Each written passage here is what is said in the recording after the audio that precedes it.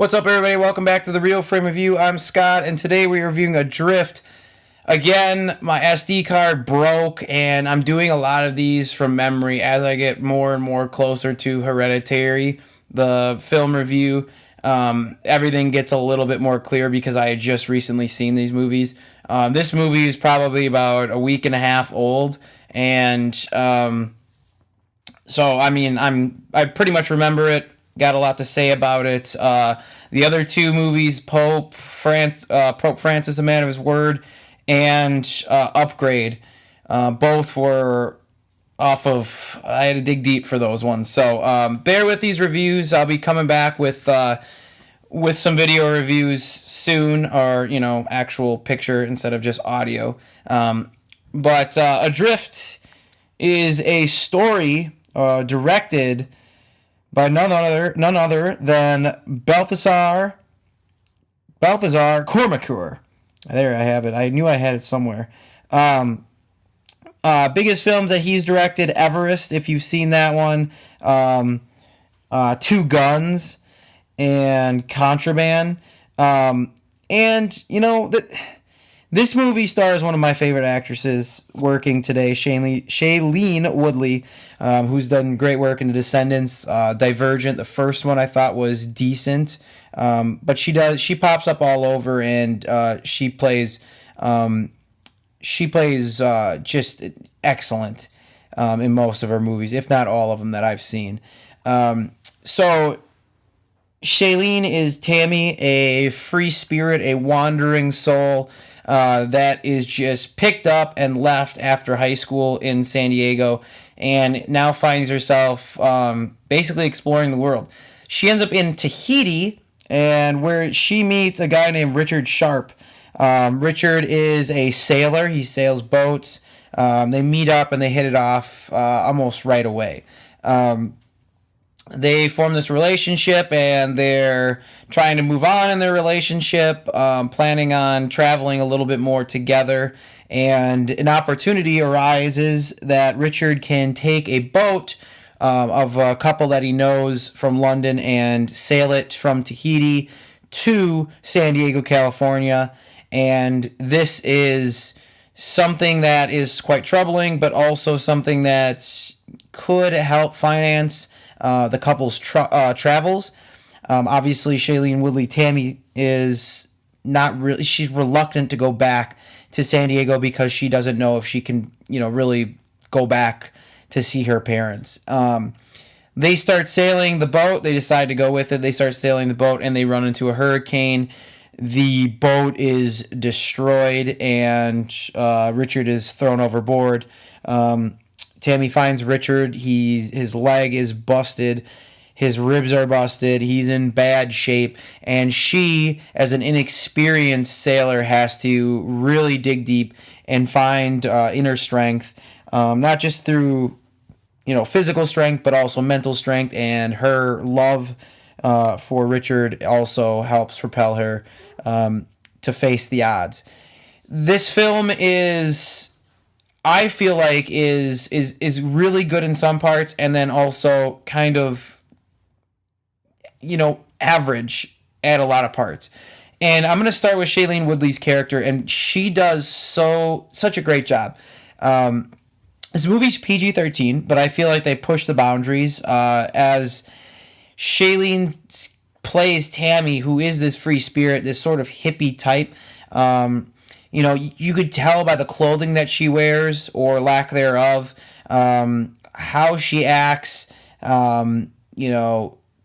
Sometimes you see her smoking some weed, just her personality. And I thought Shailene Woodley encapsulates Tammy so well. Like I said, in the way she dresses, in the way she moves, the way she's doing all of these things, the choices that she makes, because that seems really authentic. I was thinking to myself, okay, this girl if she's traveling all over the world, she's got to be sort of this free spirit. And she was. Excellent job. Richard Sharp, played by Sam Claflin, is solid. He's decent, right? I mean, he's not going to do too much. He's going to do just the right amount. He's a sweet, charming guy. he really is sort of he's more of the sentimentality in the relationship, and going forward with those two, I felt, I guess, the connection. You know, they had a decent connection. This is where I question some of the filmmaking ideas in this story. They start by showing you right away the aftermath of the hurricane, and then in that they intercut then with Tammy and Richard's relationship, and this is it is a must because of the way that the story unfolds. But at time, I don't like it because they'll do things like they'll jump cut every now and then. Tammy finds herself in a tough situation, and then they'll jump cut from them introducing the issue, and then all of a sudden just jump cut to her figuring it out. And I wanted to see that struggle. I wanted more from her time on the boat. They do some things, mentally she hallucinates or whatnot, but I wanted to see more of that struggle. And what was keeping her away from her family was just the whole family dynamic, that her dad had been gone. She lived with her parents, or her grandparents. Her mom was in her life. She writes letters to her mom, but yet she's reluctant to go back to San Diego. I wanted more of that, and we sort of just lose sight of that. And I didn't feel like I didn't feel the looming pressure of the hurricane that we see. And yet, at the same time, I can see how it works because the two climaxes are at the same spot.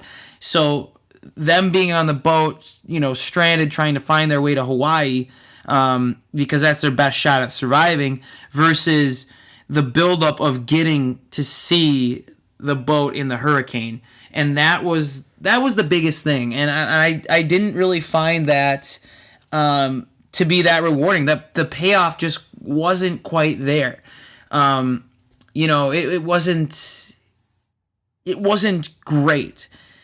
Now, like I said, this film it looks gorgeous. Obviously, they shot in tropical locations. Some really great scenes in that. Like I said, the chemistry between the two main characters, it's there, and I think I'm probably in the minority of people that would find this movie to be maybe a little bit. I didn't find the stakes to be as high as they probably could have been. I thought they kind of just they left it. They left it a little bit too light when I thought it could get a little bit heavier, a little bit darker. But I mean, that's just the way it goes. I mean, if you come and look at my collection, you'll struggle to find a film that is just absolute 100% happiness and uplifting.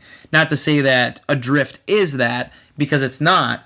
But I think it takes I think it could have taken a few more chances, and I think it would have paid off in a bigger way because you have some good star power in this movie. Shailene Woodley's great. I would say, yeah, go see it. I think it's definitely worth a watch.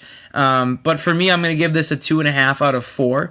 Solid film. I mean, I've ranked some pretty high profile films in that 2.5 range. This is good. This is a good film.